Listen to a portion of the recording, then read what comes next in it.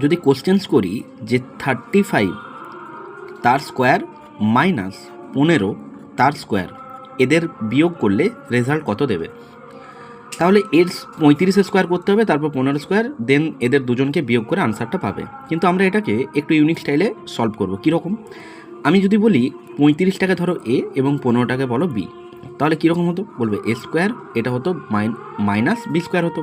এবার এ square minus B স্কোয়ারের ফর্মুলাটা কি, বলবে এ প্লাস বি ইন্টু এ মাইনাস বি।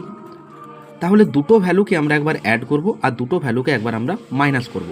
তাহলে 35 আর 15 যোগ করলে কত হয়, বলবে 50। আর 35 আর 15কে যদি বিয়োগ করি তাহলে কত হবে, বলবে 20। এবার এটা তো ইনটু, তাহলে এদেরকে গুণ করো, তাহলে 50 গুণ 20 করলে কত হয়, বলবে 1000।